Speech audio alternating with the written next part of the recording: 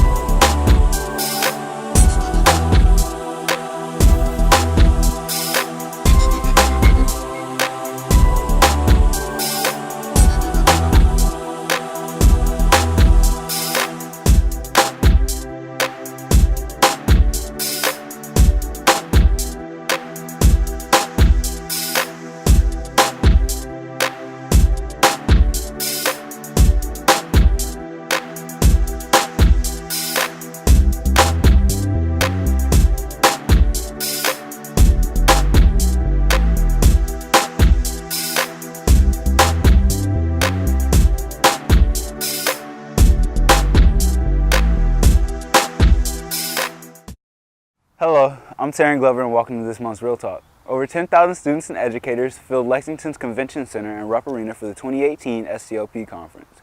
The Student Technology Leadership Program promotes and empowers students' learning and achievement through the use of technology in public schools. Real World Production reporters were there to cover the event.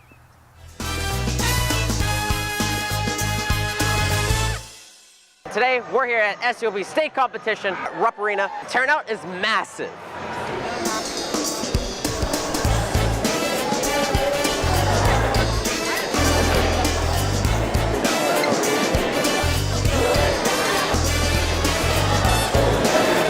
We've got every single space. We've got an activity happening. There's at least 50 competitions happening all over the place.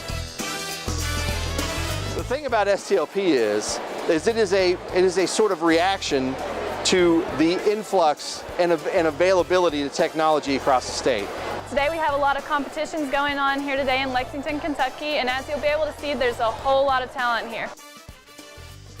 Find a problem and you create a device, invention, or process that can solve that problem. Doing is drawing on digital tablets, making digital art. They give us like a prompt or two and we just figure it out using code, like depending on what language you use. We just use this as a way to spotlight the amazing things that are happening all over Kentucky. Welcome to the 2018 STLP State Competition, where there are elementary schoolers, middle schoolers, and high schoolers showcasing their greatest technological talent for the big chance to go to the Chicago Nationals. We created a video to teach kids how to be safe online.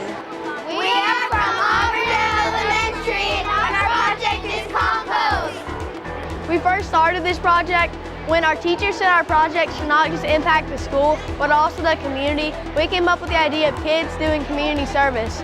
We're using careercruising.com to show students that, well, they're completing their ILPs. Our project is droning around. Our maintenance department challenged us to be able to take pictures of our light poles to be able to get them the specific bulb number to save them money from renting a boom lift. So we're using our drone technology to be able to do this. Our organization is Cyber Safe Tigers, STLP, Leaders of Our Future. And our organization is basically, we're teaching people like lessons on digital safety and all this stuff about digital safety and letting them know what not to do and what to do online. We have created a company called Grace Productions, which is a marketing company mainly based for small businesses.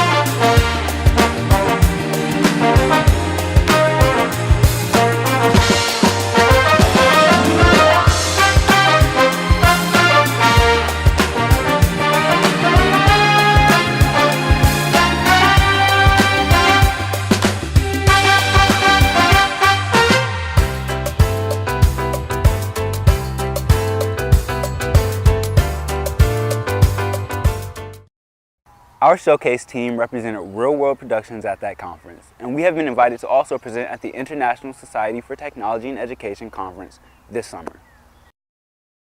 Recent troubling events have placed school safety on the minds of many for the past few weeks. Reporter Parker White took a visit down to North Hardin High School in Radcliffe to investigate just how safe our schools really are. School safety has become a recent worry for local schools. Parents are worried that their children may be in danger because their schools are not safe enough. Principal of North Hardin High School, Tanya Corder, says, "I think we have a number of regulations put in place to ensure student safety." For example, all of our teachers have to be on hallway, bathroom, stairwell duty, before and after school duty. We have a school resource officer. He's constantly walking the halls, checking the doors. We have a front entrance buzzer system that we ask, what they're doing here, what do they need, and we let them in. We have to take their picture and give them a visitor's pass to let them in the hallways. Our teachers 4 years ago went through active shooter training, so most of our staff has been through that training, and we do all of our drills, for example, fire, earthquake, tornado, but then also lockdown drill is required twice a year, so we typically do that in August and January. Security officer at North Hardin High School, Bruce Rees, says a big part of his job is to ensure that all doors are locked.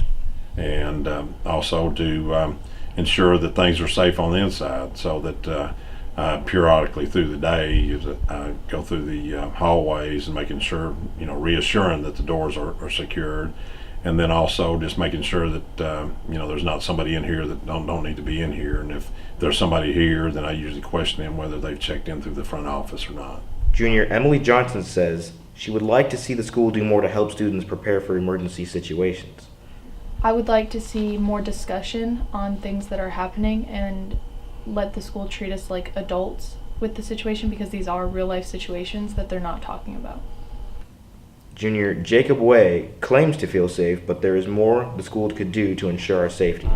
Like before, I feel like we could use a few more officers around the school instead of just one or two. And I feel safer with more officers walking around. Alright, thank you. The general consensus is that even though the school does ensure the safety of students, that there could be more done to make the students feel safer. Reporting from ECA3, Parker White. Careers and professions related to science, technology, engineering, and math are notoriously dominated by males. 2 education programs in Kentucky schools, however, are trying to change things for girls. Our reporter Sabrina Bergman has that story. In the first few years, the Early College and Career Center was open. There was only one female student who completed the IT pathway. Brooke Whitlow is the Hardin County Schools Instructional Technology Coordinator. And since we've started these initiatives and the Girls Only Programming class and the Shattered Glass initiative, we have more than quadrupled the numbers of female enrollment in IT. According to the U.S. Department of Commerce, women fill fewer than 25% of the jobs involved in science, technology, engineering, and mathematics. While these career pathways are open to anyone, they are mostly filled by men. This class has definitely opened me up to a lot more opportunities, and I have learned a lot more about the STEM fields than I ever thought I would. I enjoy this class because I really enjoy the aspect of all girls, because we are a minority in the IT field, and I feel like we really bounce ideas off of each other, and we're really great companions, and we have very great friendships together. Through the IT program at EC3, I've gained a different way of learning, because when you have this code and it's not working, you have to think of different solutions and different problems to complete your task. Professor Hala Karimi of Sullivan University in Louisville, Kentucky, supervises a similar project, SheTech, created by a group of women who developed their own website, logo, and marketing materials to share their stories and break the gender stereotype. We create an opportunity for them to be a designer or a hardcore developer, whatever path they wanted to pursue after they're done with their education, and it only takes 2 years. Tina Frenish, a staffing and recruiting manager for DXC Technology in Fort Knox, explains how careers like these make the program pay off. The Girls That Code movement is so great because we don't have a lot of programmers that are women. We need to get them in there because of their critical thinking and how they approach things. So the IT industry is very big on certifications, and they do that here at EC3. They're starting the certification path. So if you come in with a cert, you can make very 80 to 100,000. My goal is to get MTA certified in JavaScript and Python, and I hope that it'll lead me to a STEM-related job in the music industry. And what I saw, the passion and the interest that the girls had, it was very encouraging to see those girls and having that self-confidence that they can pursue that path and be just as good as boys. I think for me, a glass shatterer is going to be a girl who is courageous and brave, and she's not scared to take risks no matter that this is a male-dominated field. I think she works hard to take no prisoners and shatter the glass ceiling. A local telecommunications company is making a difference in the community by giving back through its partnerships with public schools. Anna Kimbrough reports. For the past 100 years, Brandenburg Telephone and Telecom has served the communication needs of people living in the heartland of Kentucky. The company first opened its doors in the 1900s, at a time when less than 1 out of every 100 households in Kentucky had a telephone. Since then, BBTEL has expanded and grown into a vital broadband internet and cable television company. Allison Willoughby is BBTEL's general manager. Initially, it was strictly a landline telephone company. We now offer broadband services, fiber to the home, high broadband speeds, video services, security services, and the full complement of services that go along with all of those offerings. Brandenburg is unique from other telecom companies in its strong focus on the communities it serves. We focus strictly on Central Kentucky. That's the only place that we offer service. Our headquarters are here. We are responsive to the community, and we offer outstanding services to the customers in this area. And we want to grow services and offer services that are specifically needed and wanted in this area. That focus has led the company to invest in initiatives that are important to the local communities, which include a strong emphasis on local schools. Out of the many initiatives Brandenburg Telecom has with these schools, one of the partnerships they have includes the local community television company HCEC-TV, an operating studio that allows students in the media arts pathway experience with running a live production in the form of filming school games and events. Basically what we do, we contract with HCEC-TV in Hardin County with schools. And what they do is they come and film the games, and we provide a fiber to each of the schools. Along with HCEC-TV, the Early College and Career Center IT program also has a beneficial partnership with BBTEL to help their customers. We have installed a service provider lab that gives the students at EC3 the ability to test and work hands-on with equipment that we use every day. It gives them an insight of what it takes to be a service provider in our community, the equipment that we use, and it gives them the technical skills that they may need to further their career in IT. The BBTEL internship allows IT students access and furthering their skills with real-world equipment. The program helps assist these students in achieving their certification as well as offering hiring priorities upon graduation. The partnership between us IT kids and BBTEL is they provide us with an outlet for us to learn with. As we have a networking pathway that we're trying to follow, here some of our students are. Routers and set-top boxes tie into that networking pathway. So as we're working on our certifications, our MTAs for networking, this BBTEL internship also offers an outlet for real-life work experience and experience with working with the actual equipment that they provide to us. Brandenburg Telecom is aware of how vital these students are within their community and have proven to help them in numerous ways. They themselves are hopeful in their efforts.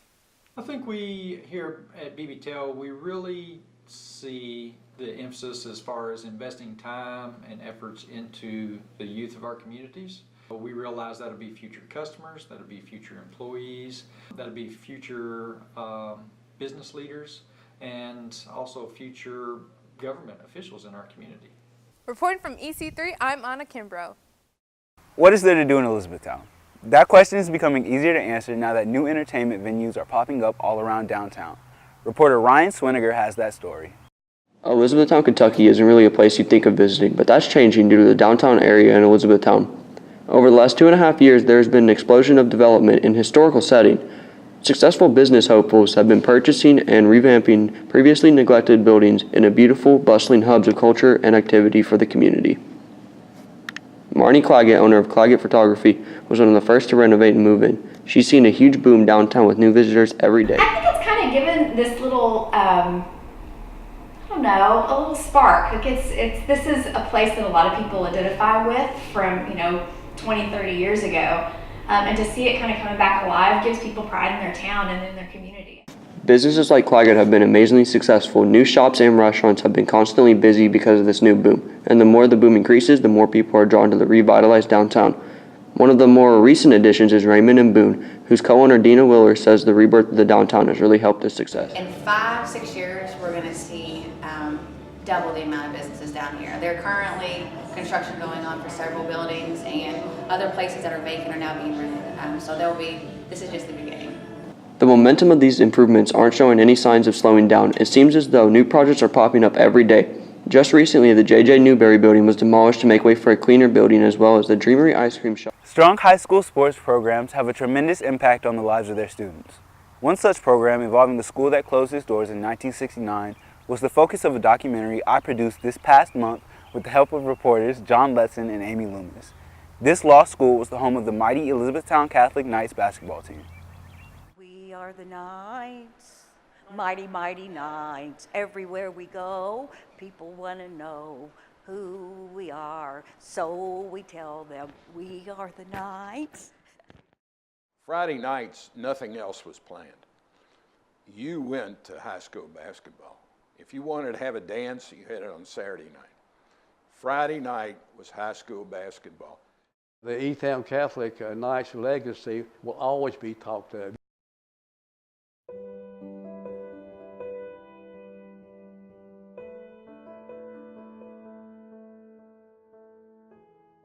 When I went there, 58-59 season, there was 126 students and all 4 grades. And so they're very close.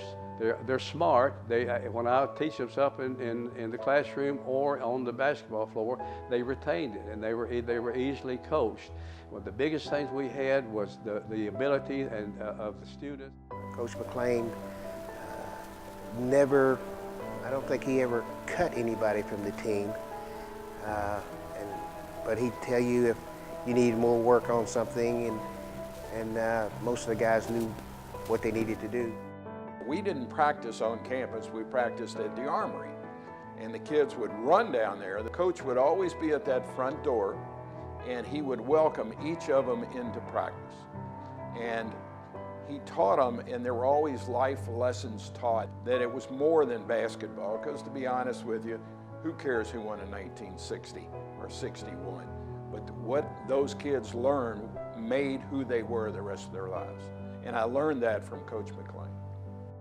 My first year, there was nine teams in this district in Hardin County, and they picked the paper before the season started, picked E-Town Catholic to be 6th and be lucky to win half their games. We won 25 games my first year.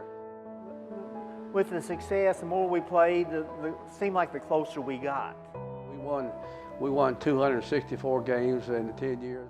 Our families supported the teams, we supported the teams, the entire student body supported the teams. We won 80% of our games, and all of the wins were great, and the students started to believe, and that's what I mean by success, really success. You might take 5 individuals, maybe not that good individually, and mold them into a team that's a superior team. We were fortunate enough to do that for 10 years at E-Town Catholic. Our coach, Hardin McLean, was the best I was ever around at scouting teams, and he could go to a game and he could almost tell you what they ate for supper or pre-game meal. He knew all their weaknesses and their strengths, and then he would organize a defense to take advantage of them. I tell you what, he was one of the, I think in coaching, he's one of the finest high school coaches to ever coach a game of basketball in this state or any place in the country.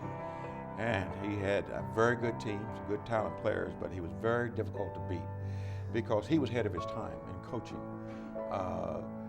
You don't want to give any one guy more credit than another, but to me, he was the premier coach in the state of Kentucky, one of them. I was a head coach, but I knew that I didn't know enough about basketball. And the legendary school was Elizabethtown Catholic. So I came over here and became an assistant coach, applied and got the job under Hardin, was there 1 year. And because of the status of Elizabethtown Catholic, I was able to be a head coach at Manual High School. And we worked hard, did a lot of scouting, and we were the most successful team, according to the newspaper, to be that small, to win. We played the #1 team in the state 5 times and won 4 of them. We were ranked in the top 15 of Kentucky all 10 years I was there, all because of the support we had from the school and the students, and the ability to be able to make outstanding teams out of probably what would be normal players. I don't know what stood them apart, but I can tell you some of the strengths of our team. And they were strengths of the whole school, actually. We were taught values and morals, and it even bled over into the basketball games. We took great pride in our school, and we were very loyal to our school. In our community, we were expected to win. You know, we went in with the attitude that we were going to win. There were very high standards, academic standards as well as basketball standards, very high standards and very high expectations. And all of us really tried to live up to that. We wanted to be that for the school. There's one game that put Little E-Town Catholic on the map statewide was the 1961 Louisville Invitational Tournament. In the semifinals of the LIT in 1961, I got to play against St. X and for about half of the game, and they were the #1 ranked team in the state at that time, and we beat them. St. X and E-Town Catholic won, and we were stunned that a small school of 120 players could beat mighty St. X. We were so proud of our team, so proud of our coach. And Coach McLean was always at his best in tournament play, and they were wonderful. They made things happen on the basketball floor. I have very seldom I'll go anywhere in Elizabethtown, out to a restaurant, even to this day, that somebody will say, Coach, I played against you back in 1964. Kentucky is the heart of basketball. I don't care what North Carolina or Indiana says. Kentucky's the heart of basketball, and Elizabethtown's about the heart of Kentucky.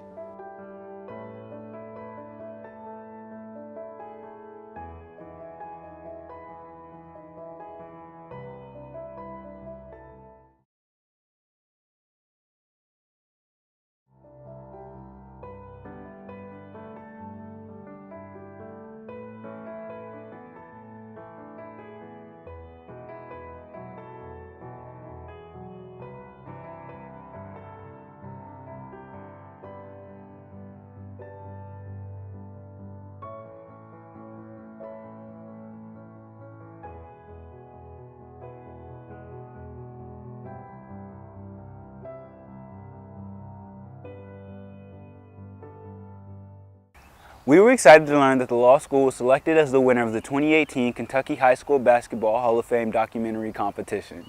The video will be included as a part of presentation about the nights that is shown in the visitors at the Hall of Fame in Elizabethtown. Well, that's it for another year of Real Talk. I'll be walking the line as a graduate from North Hardin High School on June 2nd. I hope you have enjoyed our shows and will rejoin us next school year. Until then, I'm Taryn Gambrell Glover, signing off.